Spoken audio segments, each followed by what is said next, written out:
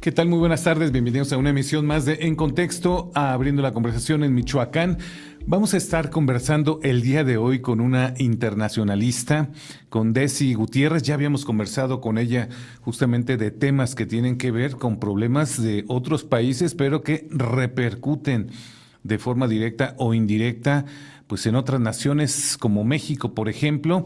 Y bueno, vamos a estar hablando de este conflicto que hay en Medio Oriente entre los Estados Unidos, Israel e Irán en esta ocasión, que además está abarcando pues a muchos de los países justamente de la región, que nos ayude a entender cómo puede impactar, pues no solamente a nivel mundial, sino a países como México. Finalmente somos el vecino de los Estados Unidos, su principal socio comercial, y además pues estamos entrando a una renegociación del Tratado de Libre Comercio.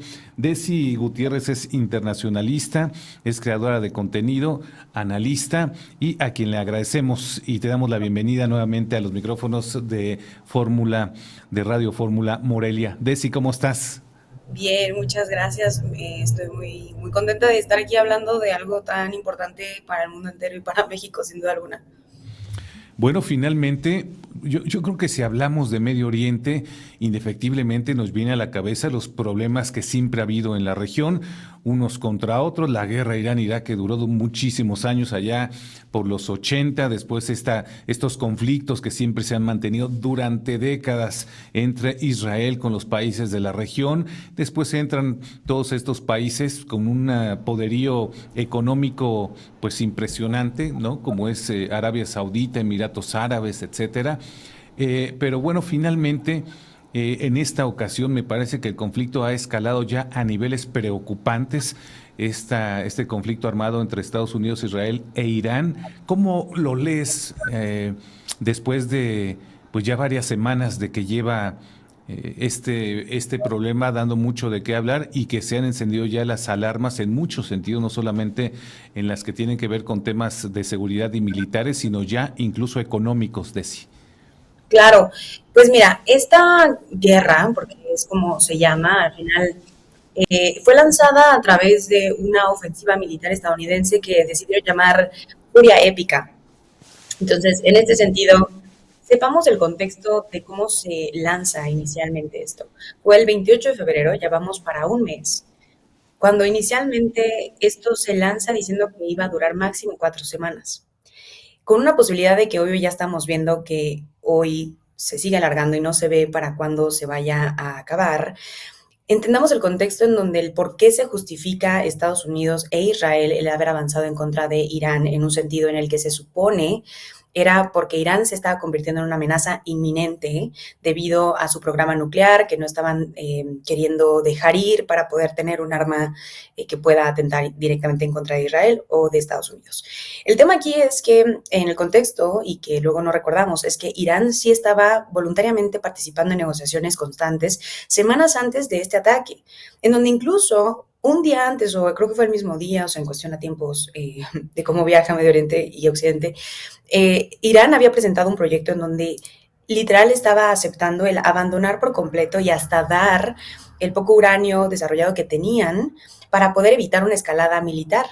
Mientras Omán, el país que estaba de intermediario, viajaba para comunicar esto a Estados Unidos y que de todos modos ya se había dado la adelantada, ¿no? De que pues Irán estaba aceptando, bombardearon. Y cuando sale la noticia, Estados Unidos, bajo Donald Trump, dice que esto lo estaban planeando desde hace meses. Entonces, no solo cae por completo en sí una traición y hasta uso diplomático de fachada para ganar tiempo y distraer a Irán para poder sorprenderlos con esta ofensiva, sino que la intención detrás es, ya no hay negociación posible, lo que tenemos y lo que vamos a lograr, el objetivo es tirar al régimen iraní. Entonces, sabemos que lo primero que sucede en este ataque fue la muerte, ¿no? De Ali Khamenei, el ayatollah, el líder supremo iraní. Sin embargo, después de su caída, Donald Trump haciendo una llamada a su gente, ¿no? Para que se levanten y para que la Guardia Revolucionaria se cambiara de bando, pues no sucedió, el caos no se sembró, porque al final el régimen iraní está muy blindado en una estructura compartimentada de decisiones, o sea, no es un triángulo a pesar de que lo parezca. debido a que pues tengamos claro que Irán lleva muchos años viendo cómo Estados Unidos manipula e intenta intervenir directamente en Afganistán, en Irak, ya lo mencionabas en los 80s, y nuevamente también, o sea, la reciente fallida salida despavorida de Estados Unidos y su milicia en 2021 de Afganistán, porque los talibanes con mucho menos presupuesto, con mucho menos milicia, les lograron ganar. Así que en este sentido, una avanzada así de grande y a esta escala, ellos planteaban que sería más sencilla, tal vez, y no ha debilitado tan gravemente como habría pensado Estados Unidos e Israel a Irán. Ha sido una guerra también de mucha estrategia, pero entendamos, no es una guerra per se solo militar, como decías, ha tenido afectaciones económicas y también energéticas, porque esta guerra no es solo militar, sino se puede considerar no solo una guerra híbrida, porque están las milicias y obviamente Israel está también avanzando en el Líbano y hay unos ataques aéreos, pero también estamos hablando de que el fondo de todo es energético y económico. Para empezar, Estados Unidos entra porque le beneficia el cambiar de régimen en Irán, sabiendo que la quinta parte del petróleo que va o que exporta Irán va a China. Entonces, es una manera de golpear a China indirectamente, de manera proxy, si quieres, energéticamente hablando, para cortarle un poco de suministro y empezar a hacerlo retroceder en su gran avance económico y comercial que sostiene ahorita a nivel internacional.